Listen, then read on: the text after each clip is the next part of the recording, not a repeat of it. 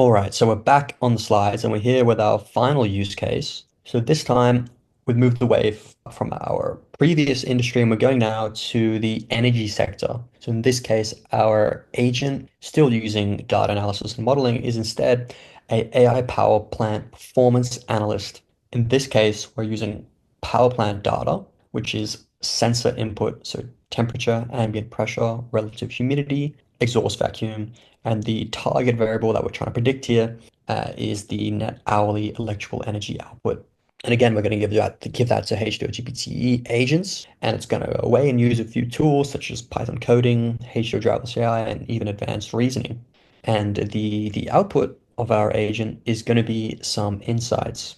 Again, like last time, we want some visualizations.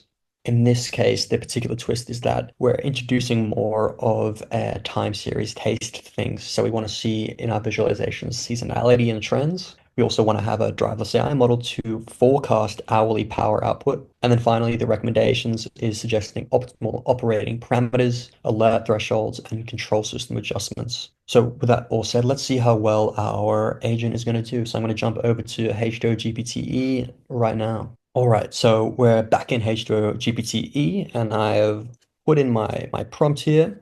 So we're going to go do a bit of a walkthrough of what is in this prompt and what are the sort of expected outputs of the agent. So here we're telling the AI agent to inherit the persona of a power plant performance analyst. And its task is to analyze combined cycle power plant data using the following environmental and operational parameters. So here the inputs is temperature, ambient pressure, relative humidity, exhaust vacuum, like we'd mentioned before, and the target variable is net hourly electrical energy output. So we also have a few tasks that we want our agent to do. So the first is data quality, so do some analysis. In this case, we want to make sure to validate the sensor readings, that they're within the expected ranges, and identify some outliers in this case. So this phase in particular is all about data analysis in particular. The next is impact analysis. So we want to identify optimal operating conditions, analyze seasonal and daily patterns, and as well quantify the effect of each ambient variable and power output. We're also going to do some modeling. So this is where driverless AI is going to step in. And then finally, using our analysis and our modeling, we want to generate some recommendations. So specifically around optimizing our power plant and the output requirements being we want to see, so the statistical analysis, we want to see our models, and then we want to get some recommendations as well. So recommendations around how do we optimize, again, our power plant. And here the data set that we have is from the UCI power plant data set. Again, I'm instructing the agent to use H2O Driverless AI for all modeling. So we've walk through our prompt. The next step is to actually activate agents and go right in. So we're going to click Use Agents, Customize. We're going to go to Configuration. And again, I'm going to go ahead and choose, instead of basic, we want to make sure that our agent is working at full power in some sense, right? So we're going to go to maximum. So that's going to be the highest, most accurate agent possible that we can have. Again, we want to make sure that H2O Driverless AI is enabled as a tool. And with that said, I'm going to X out and launch the agent. So by clicking Submit, we can see our agentic analysis is beginning already right off the bat. There's our data is being loaded in. So if I can show the thoughts, we already see that driverless AI is starting to be launched. And already we can see that it's developing some initial power plant data analysis and driverless AI modeling essentially is going on in this initial step. And right away, we can see some steps are being completed. We have some tools that are being utilized at the top. And so since I've put things at the maximum setting, this is going to take a while. So I'm going to jump right back to the completed results. And from there, we can see what the agents outputted.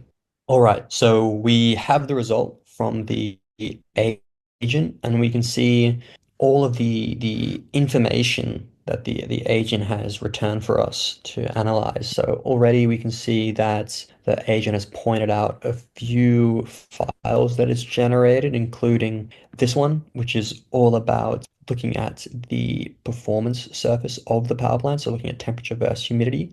It's also put in the optimal point here.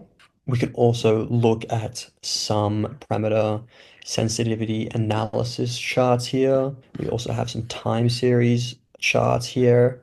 However, I think what would be interesting to look at would be some recommendations and as well the modeling that the agent has executed in driverless AI. So particularly here we have the model's R squared score. So in that case, we know it's using some sort of time series modeling. And then as well in our recommendations, we can see that the model has what looked like has tried to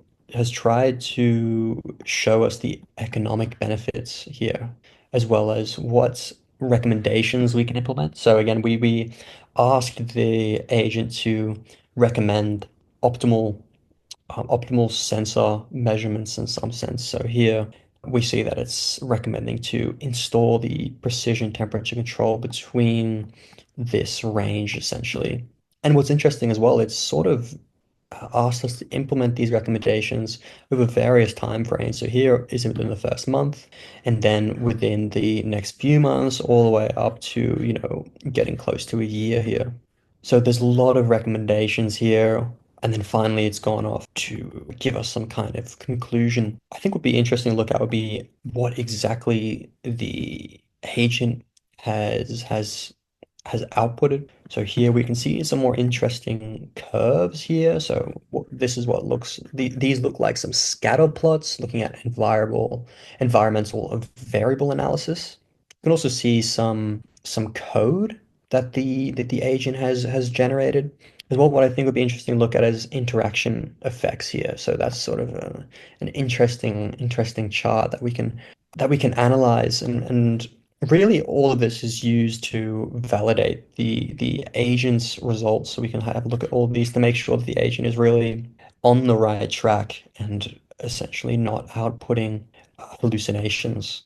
So already right off the bat, I'm thinking that the agent could output all of this in a little bit more of a structured form, and as well maybe linking some of its sources for how it calculated some of these numbers. So with that in mind, I could actually go ahead and give that feedback to the AI agent and prompt the agent again to reconsider its analysis with those formatting, with that formatting feedback in mind. And that is sort of the iterative nature of building AI agents. We can go back and give feedback to H2O to then better our results. So was actually the final use case that I had in mind. So from here, it's going to be really important to get more of an understanding of the real caveats and tips from the field of implementing AI agents in practice. So that is what we're going to cover next. So we're going to jump back to the slides in just a moment.